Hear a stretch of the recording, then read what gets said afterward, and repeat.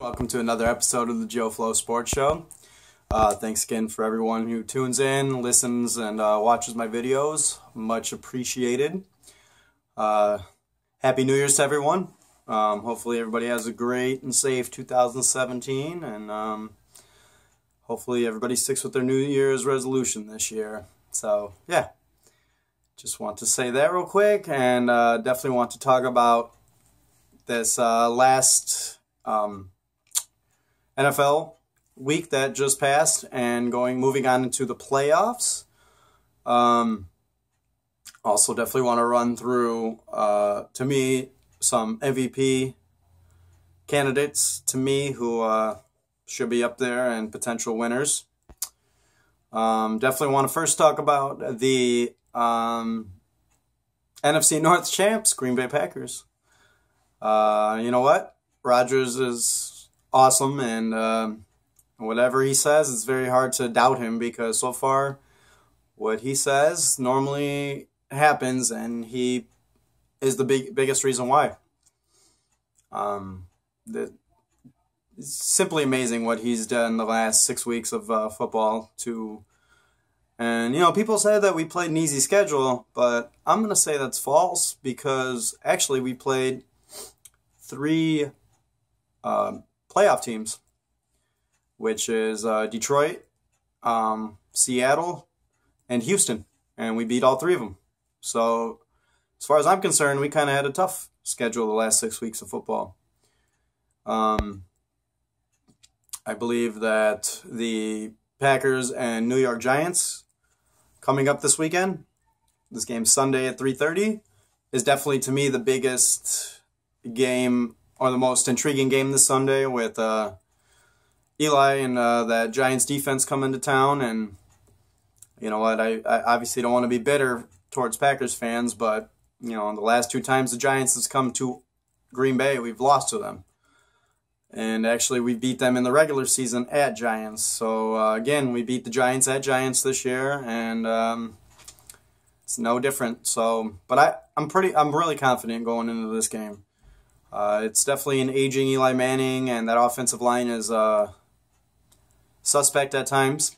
So, if we can get pressure like we did in week, I believe it was 5 when we played them, we definitely will win this game. On the other side, though, I think Giants have the best cornerbacks that match up with our receivers. So if there's one thing in this game that scares me, it's definitely their cornerback matchup with our receivers.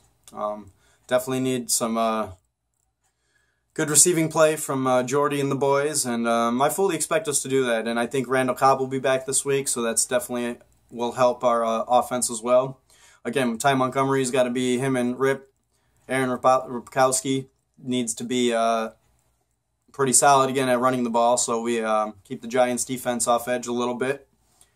I really have all the confidence in the world, one of the first times in a long time, in our offensive line. So, yeah, to me, again, our keys are stopping Eli, getting to Eli early, making him throw balls out of bounds or get to him, because he's not going to run out of the pocket. He won't. And if we contain him and make sure we get to him quick, so we don't open up those receivers for Odell Beckham Jr. and Shepard and those boys, I think I'm fairly confident. And honestly, my bold prediction is I think this is the hardest week of football we have ahead of us to get to the Super Bowl. I really want a rematch with the Cowboys. I really do, and I wouldn't mind playing Atlanta. I'm not scared of I'm more scared of Cowboys than I am Atlanta, but that's only because Dallas has that potent offensive line and running game. But you know, they whooped us pretty good at Lambeau, so I feel some revenge coming in if we can get past this game against the Giants.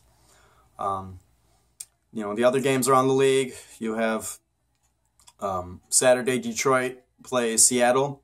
Tell you what, Seattle has not been looking good at all in the last 4 weeks or so either. So the loss of Earl Thomas has been really, really hurting their defense, and their offense has just been slacking all year.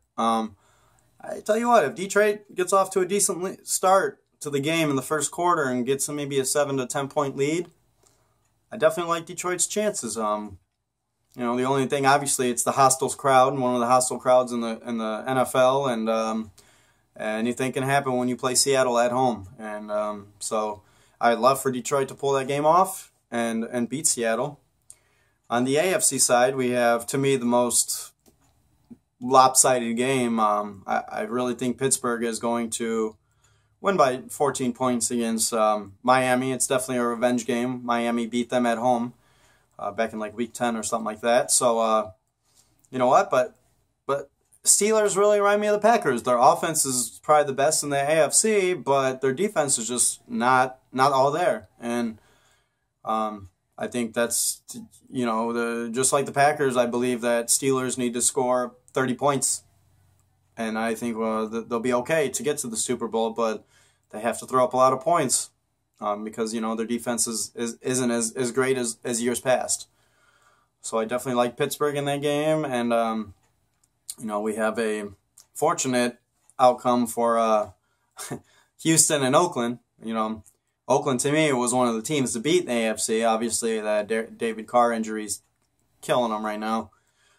With that being said, though, I still like Oakland to go in there, win a close game, win this game by a field goal, get some momentum. I think their defense is good enough to do it. And, they still have the running game and the receivers with Crabtree and drawing a blank here, Amari Cooper for Oakland. So, yeah, I like Oakland this weekend. I like Pittsburgh. I still like Seattle, but I think that Detroit can hang with them in a close one. Seattle will win a close one.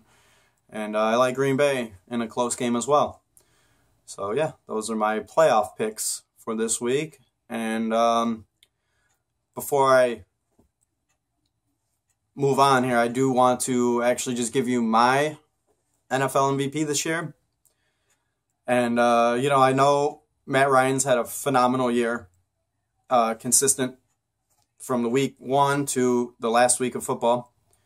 Also, Tom Brady, I know he missed 4 games. He can't pass up 28 touchdowns and 2 interceptions this year, which is an NFL record.